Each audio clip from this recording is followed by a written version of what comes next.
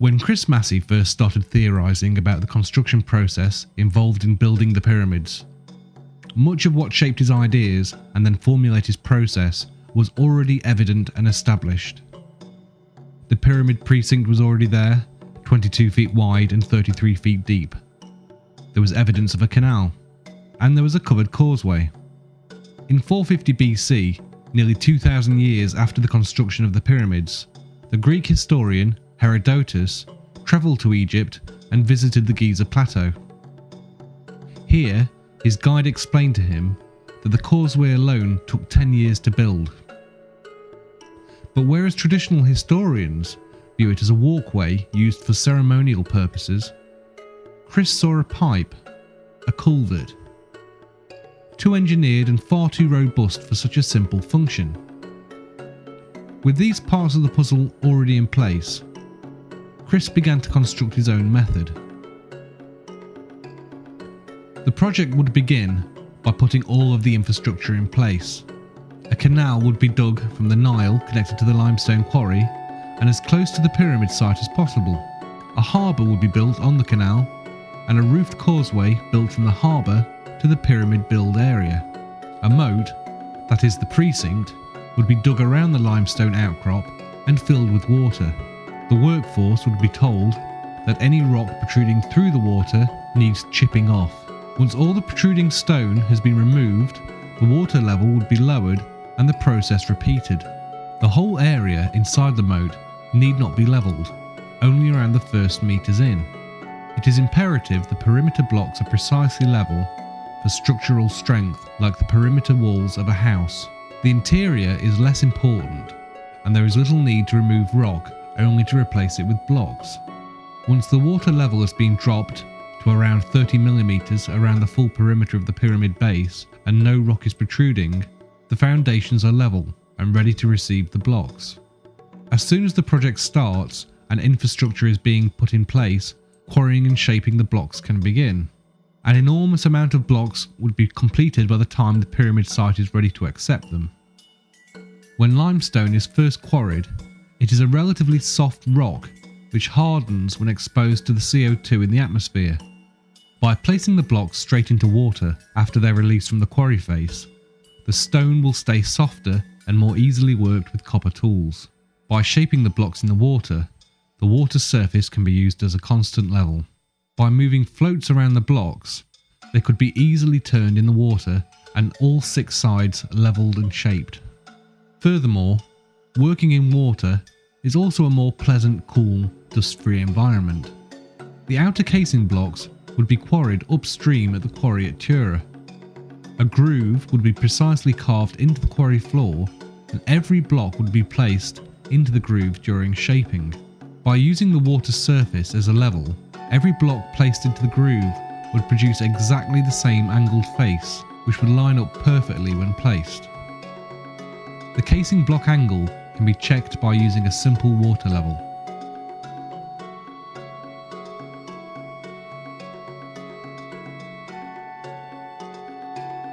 The quarrying process can take place all year round. Once shaped, the blocks would have floats attached and then left in a store area on the quarry floor. Ideally, the floats would be made from cedar wood. The density of limestone is around 2.5 tonne per cubic metre. When placed in water, each cube displaces 1 tonne of water, so you only need 1.5 tonne of buoyant material attached to float a stone block. Cedar wood has a density of around 500 kilograms per cube, so around 3 cubes of cedar wood would be required to float each cube of limestone. The amount of buoyant material required could be massively reduced by either hollowing out the wood or replacing the wood with more buoyant material. But then, as now, Egypt was not blessed with large forests and an abundance of timber, so the floats would be made from sealed papyrus matting wrapped around inflated animal skins. Papyrus grew in abundance, and the whole population knew how to work it, making everyday products from shoes to curtains with it. Papyrus buoyancy properties were well known and had been used for millennia to make simple rafts. Animal skins were commonly used to store liquids such as wine and water. When empty and inflated, They make excellent floats. By having the floats pre-attached to the blocks, they would float in the water, not on it, so saving thousands of man-hours trying to load the multi-ton blocks on top of unstable rafts. The blocks would require far less buoyant material to float them in the water due to the Archimedes principle of displacement. No blocks will be lost to the river floor due to capsizing, as any block floating low can just have more buoyancy attached. If floating a few tons of stone blocks seems improbable to you, then consider right now we have oil tankers sailing on the oceans weighing several thousand tons. When it comes to size and weight, anything can float. The majority of the pyramid building workforce would have been farmers and only available during the 3-month flood season when their fields were underwater and unworkable. When flood season begins, the Nile would rise and deepen the water in the quarry floor. Thousands of blocks would float up, ready for transportation. Multiple blocks could be roped together and using either men in simple reed boats or cattle on a towpath be dragged up towards the Giza harbour. Leading from the harbour all the way up to the pyramid precinct is a covered causeway. The causeway is like a water pipe and totally filled with water from bottom to top. The bottom of the causeway has 2 gates built into it. The lower gate is level with the water in the harbour, while the upper gate is around 8 metres further up the causeway at a much higher level. The higher gate is closed, sealing off the pipe and holding all the water in above. The lower gate is then opened. Although the upper gate stands on a higher plane than the lower gate, the water will stay in place because it is not exposed to atmospheric pressure. It will act like water in a glass pint pot when turned upside down in a water-filled sink, with the water staying in place even though it's above the sink's water level. Atmospheric air pressure is the equivalent of a 25-foot high column of water. With the bottom gate open, blocks can be floated into the causeway. When the space between the 2 gates is full of blocks, the lower gate can be closed and the upper gate opened. The blocks will then float upwards towards the water-filled precinct. Due to the pressure of water on the bottom gates, an extra pair of gates would be built around halfway up the causeway to reduce this pressure. An endless rope could be threaded through the floor of the causeway and the blocks attached to speed up the flotation through the tube. After levelling the precinct, the moat would be semi-refilled with water. The blocks would float up the causeway and into the water-filled precinct. The first blocks to be placed are Tura-angled casing stones. They would be floated around the precinct and lowered into position along a precise, remarked line. When building a house, the perimeter brickwork is placed first to give the building its precise shape and strength, with the roof sitting on the perimeter brickwork and the majority of the internal wall not being load-bearing. Be it a house or a jigsaw, by starting and joining the perimeter pieces, a uniform shape is made. The interior will be then easily sorted out. The same will apply to pyramid building. Get the outer blocks precisely placed and the structure will have the right shape. The first few layers behind the facing blocks would need to be precisely cut and joined together to give the structure inherent strength. Due to the lower blocks not being raised above the precinct height, larger blocks can be placed, giving a strong foundation to the building. As each block layer is placed, it is checked for level against the water's surface. Adjustments would then be made to the blocks. When a layer has been completed and level checked, more water is added to the precinct moat, making the water deeper, so that the next layer can be floated into position. This process would continue until the water is level with the top of the precinct wall, which was around 8 meters high. When the first few layers have been positioned and are nearly level with the precinct wall, the blocks will have to be raised above the precinct water level. By building a lift shaft onto the side of the pyramid, we would recreate a similar structure to the causeway. Again, Build 2 separated gates at the bottom of the shaft. Fill the shaft with water, and again close the second gate to hold the water in the shaft. Open the first gate and float in numerous blocks. Then shut the first gate, open the second gate, and the block will float up to the summit of the pyramid. To keep water pressure down on the lower gates, every 15 meters or so, additional pairs of gates will be built into the shaft. Here we see blocks floating up the water lift shaft.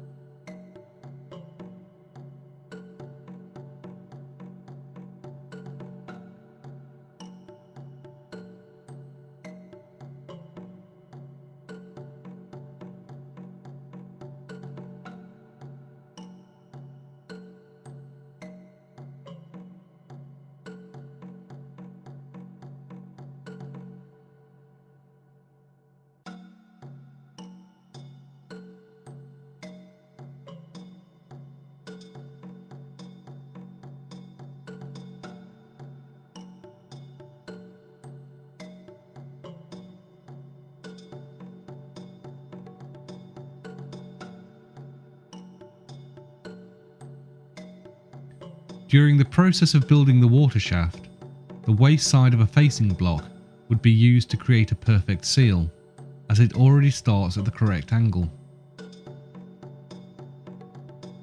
Here we see the process of extending the water shaft as the builders complete a layer of the pyramid. The final facing blocks are moved into place and the temporary wall is extended above. Either mud and masonry walls or a wooden box would be built around and above the lift shaft to form a temporary structure to seal in the water. Here we see an example using the mud and masonry wall. Once the top of the shaft is extended with the mud bricks, it is flooded with water. Because the quantity of water it contains is small compared to the shaft, it doesn't require the same level of reinforcement. Then, each of the blocks needed to create the next level are floated up and into place until the layer is complete. The lift shaft system requires the shaft to be heightened less than a metre for each pyramid level rise, taking relatively little material and time to build, compared to the heightening, widening and lengthening of the traditional ramp theory for each level rise of the pyramid.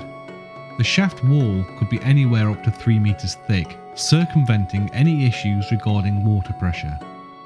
Further to this, the shaft would be waterproofed. There are many ways to achieve this given the materials available at the time. These include overlapping animal skins, timber, bitumen bricks, or the most likely solution would be to line the shaft with dried clay plaster, which is then covered with waterproofing animal fats or bitumen, as often used by their neighbours the Sumerians. After a layer is completed, a gully is built around the perimeter of the upper level. It is made watertight by lining the floor and walls of the gully with mud and let the scorching Egyptian sun bake the clay dry. Once dried, the gully can be filled with water. Levels can again be taken and extra mud applied to the gully floor to make minor adjustments. The lift shafts would be extended to join the gully. Blocks can then be floated up the shaft and into the gully and then be floated anywhere around the pyramid. The most difficult part of pyramid building is raising the multi-ton blocks hundreds of feet into the air, which the water shaft does relatively easily. Once the blocks are up to the high level, they could just be pulled on rollers or dragged on a wet mud floor into position. But as water-filled gullies would already be in place to check the structure for levelness, it could be extended and used to float the blocks directly into position. Due to the enormous amount of blocks on the lower levels, a lift shaft would be built on all 4 sides to speed up the erection process. The perimeter casing blocks are floated into position first, and then a small wall is built on top to form a gully. This image shows how the pyramid site would look during erection. A deep water gully would be required if the majority of the floats are stacked on top of the blocks.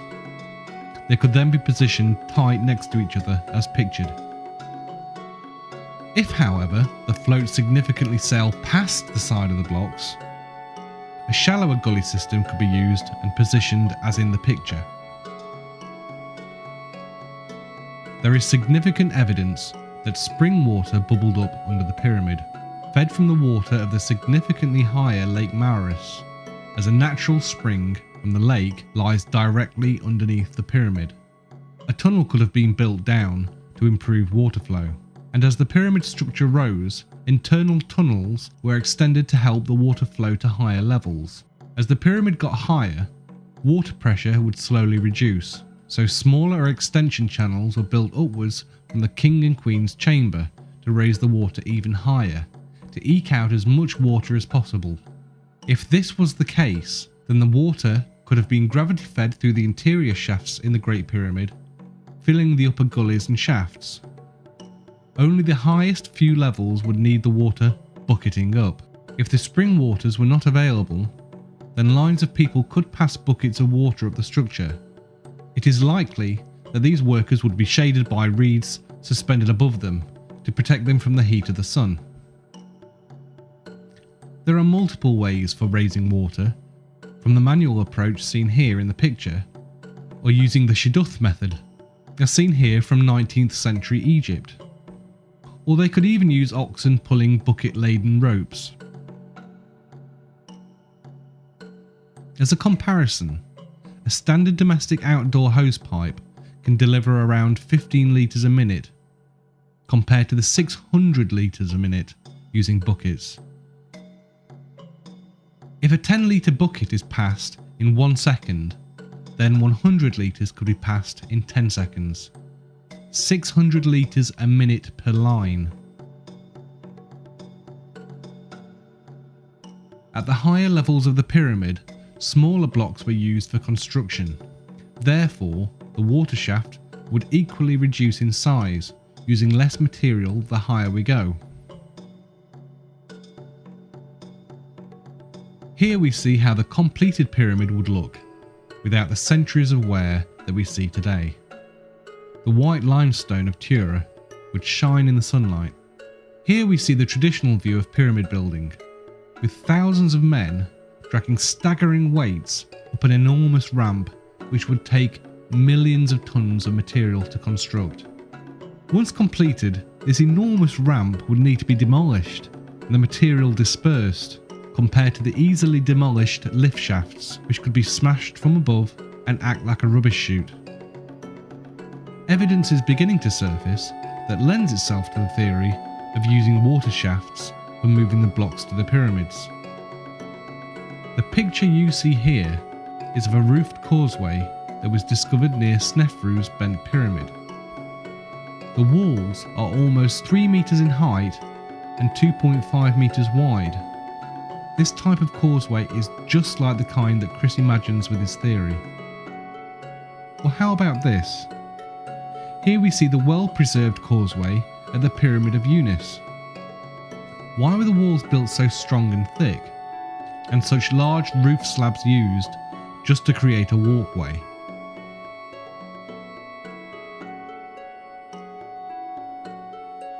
Even National Geographic have posted a story on the discovery of a canal linking the Aswan Quarry to the Nile River. Another article in the Telegraph reports that scientists have discovered the secret that allowed Angkor Wat, a famous 1,000-year-old temple complex in Cambodia, to be constructed far faster than should have been possible, using canals. Could this technique have been widespread in the ancient world? Further evidence of the use of water can be found in these photos from John Cagman that show salt in the structure as well as water erosion in the lower chambers.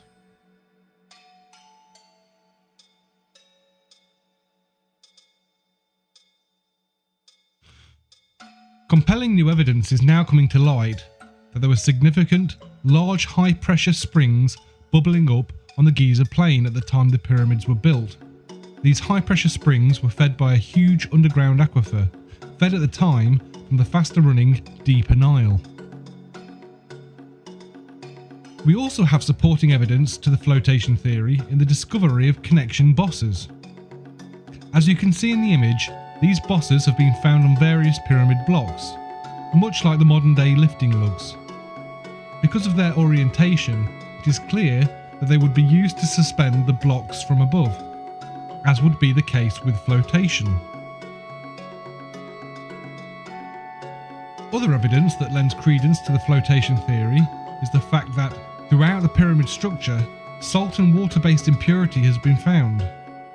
This points towards the notion that there was a lot of water contained at some point within the pyramid structure.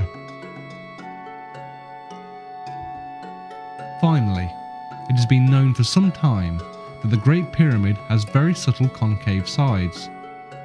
This is only visible with the correct lighting conditions as seen here. Could this be evidence of the water shaft? For a deeper look into the water shaft theory, then please read the book.